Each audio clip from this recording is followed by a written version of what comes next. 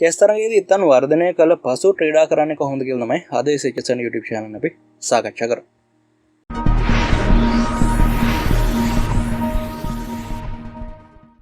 සිංහ chess වාසල SHS Academy YouTube channel තමයි chess වලකම ආයුබෝවන් කියලා පිළිගන්නවා. ඉතින් අපි chess තරගයක් ආරම්භ කරන්නේ කෙසේද කියලා වීඩියෝ සීරීස් එකක් ආරම්භ කරා මීට බොහෝ කාලයකට කලින්.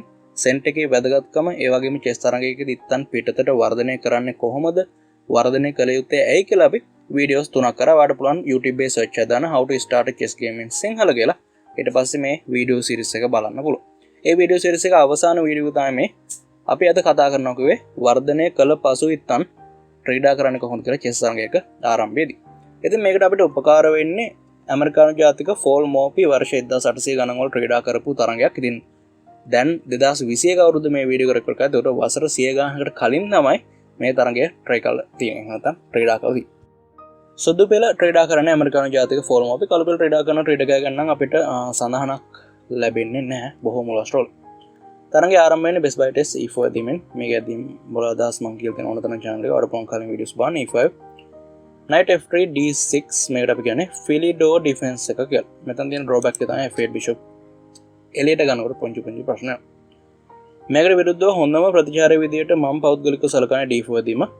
ඉතින් මෙතනදී knight t7 එහෙම නැත්නම් knight f6 එහෙම නැත්නම් මේ pawn ගන්න එක මේ වගේ විවිධ ප්‍රතිචාර තියෙනවා. ඒක open tricks කීපයක් යදන මේ knight d7 නැදීමත් එක්ක සැකසෙලා තියෙනවා. ඒක ට්‍රික් එකක් තමයි. දැන් මෙතනදී අපි ක්‍රීඩා කළ යුතු දේ වෙන්නේ bishop c4 try කරන්න bishop c4 knight d7 වලට එරෙහිව. දැන් ක්‍රීඩා කළ යුතු ඇදීම වෙන්නේ c6. ඊට පස්සේ අපි කාස කරනවා. මේක තමයි main line එක. හදිසියවත් bishop e7 try කරොත් ඔයාලට මම දැන් කියලා දෙන open tricks ටික try කරන්න පුළුවන්. philidor defense එකට එරෙහිව ඔයාලට තියෙන්නේ මේ pawn ගන්න e5 කොටුයි.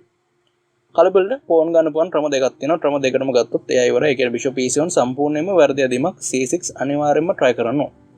එයා pawn ගෙන ගත්තොත් ඔයා queen d5 try කරනවා. checkmate තරගෙනක් තියෙනවා. ඒක වළක්වන්න knight h6 try කරන්න. ඊට පස්සේ අපි knight ගත්තාට පස්සේ කාස කරනවා. pawn ගෙන ගත්තොත් එහෙම checkmate ලා යනවා. ඉතින් මේ වගේම තමයි knight ගෙන කැපුවොත් ඔයා knight ගෙන ගන්න.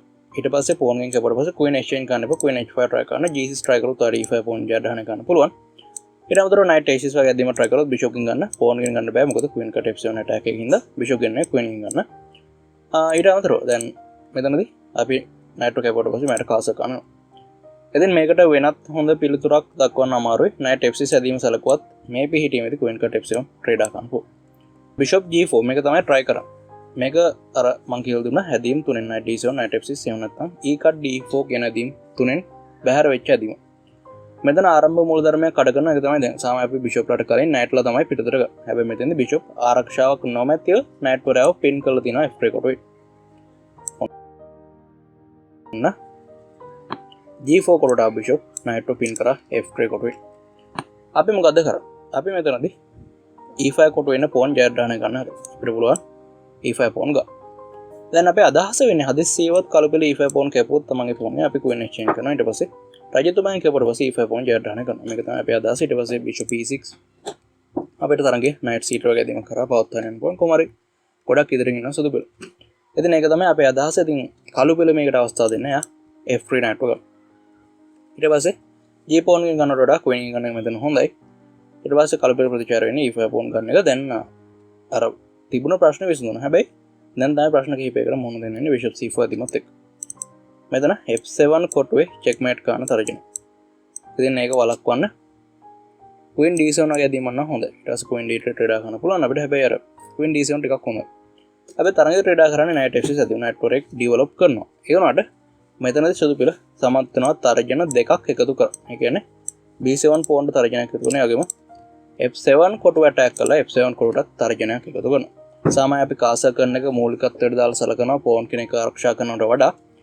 ඉතින් එතකොට queen e7 තමයි කළු පෙළේ ප්‍රතිචාර වෙන්නේ. දැන් සුදු පෙළ ටිකක් බුද්ධිමත්. ඉතින් එයා b7 කොටුවේ ඉන්න pawn ගන්න යන්නේ නැහැ. ට්‍රේඩා කරනවා. knight c2 ඇදෙමු. හැබැයි b7 කොටුවේ ඉඳපු pawn ගත්ත කියලා ප්‍රශ්නයක් නැහැ. knight c2 එකට ප්‍රතිචාර වෙන්නේ c6 ඔන්න දැන් b7 ආරක්ෂිතයි f7 වගේ. දැන් අර කළු පෙළට තිබ්බ ප්‍රශ්න ටික විසඳලා තියෙනවා. මෙතනදී සුදු පෙළ bishop g4 try කරනවා. ඔන්න තමන්ගේ ඉත්තන් ටික දැන් වර්ධනය කලින් minor pieces තුන් දෙනාම වර්ධනය කලින් queen වරය පිටතට යන තියෙන කාස කරන පුළුවන් කැමති side එකකින් king side එකෙන් queen side එකෙන් මම නම් ආස queen side එකෙන් කාස කරන මෙතෙන්දී rook කරයට ඕපන් ෆයිල් එකක් එකපාර ලැබෙන හින්දා. එතෙන් කලබල ඉත්තු ගත්තට පස්සේ නයිට් රයිව් විතරයි ඩෙවලොප් වෙලා තියෙන්නේ. ක්වීන් ඔරේ බිෂොප් වරයා ගාන මාර්ගය අවේරකව තියෙන F8 කොටුවේ අනිත් යුද්ධ ඩෙවලොප් වෙලා නැහැ. ඉතින් මෙතනදී ක්වීන් C7 වගේ ඇදීමක් උත්සාහ ගන්න පුළුවන්. knight A6 syndicate මේ වගේ ඇදීම් උරක් try කරන්න පුළුවන්. කොමාරි තනගේ try ගානේ B5 ඇදීම. දැන් අපි වංකව වර්ධනයක් ලබාගෙන තියෙනවා. ප්‍රතිවාදයට සාපේක්ෂව ඉහළ වර්ධනයක් ලබාගෙන තියෙනවා.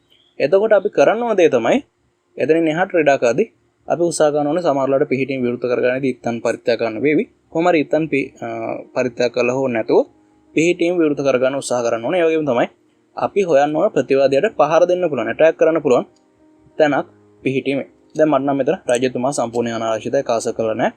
ඉතින් ඒ හින්දා මේ ඇදීම ස්වභාවික ඇදීමක්. හැබැයි සමහරවල්ලාට වට තරඟයකදී හමු නොවෙන්න පුළුවන්. මේ ඇදීම knight cut b5 තමයි ෆෝල් මොබි විශිෂ්ට ගණ ඇදීමක්. දැන් c cut b5 වලට පස්සේ bishop ගෙන් අරගෙන check එකක් කළා කරනවා. knight b d7 තමයි ප්‍රතිචාරය. ඊට පස්සේ කාස කළා. ඔන්න රුක් කෙනෙක් ඇටැක් එකට ගන්නවා. දැන් සුදු පිළේ හැමීත් එක්ම වගේ ඩෙවලොප් කරගෙන h1 කොටින් රුක් කරලා හරනවා. මෙතනදී queen b4 වගේ ඇදීමක් උත්සාහ කරොත් අපි කරන්න ඕන f6 කොටුවේ knight ගන්න එක. දැන් g6 කොටුවේ g7 කොටුවේ පෝන් රයි f6 කොටුවට පස්සේ අපිට bishop cut d7 හරහා තරඟය පවත්වාගෙන යන්න පුළුවන්. ඊට අමතරව දැන් g පෝන් රයි ගන්න නැතුව queen එක ගත්තොත් එහෙනම් මොකද වෙන්නේ? bishop cut d7 checkmate. එදෙන්න ස්වභාවික checkmate හැබැයි කපාටම ආය කොහොමද කියලා සමහර කටට හිතා ගන්න අමාරු. කොහොම හරි කාසකාරට පස්සේ රුක් d8 තමයි ප්‍රතිචාර knight වරයා ආරක්ෂා කරගන්න. දැන් පෝල් මොබි පරිත්‍යාගය සිදු කරනවා. අනිත් රුක් කරා ගේම් එක ගන්න ගන්න.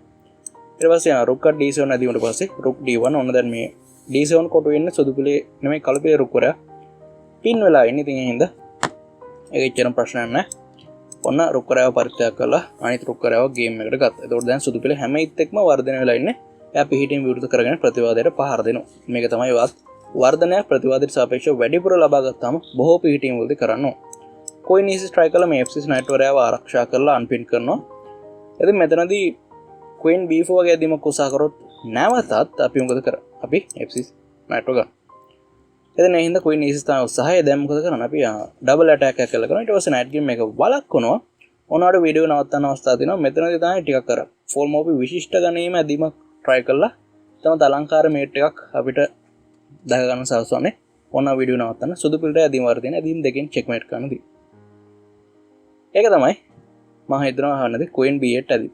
දැන් මෙතන check එකක් තියෙනවා. මේක වළක්වන්න පුළුවන් එකකට වෙන knight cut d8 ඊට පස්සේ rook d8 ඔන්න checkmate ලා තියෙනවා.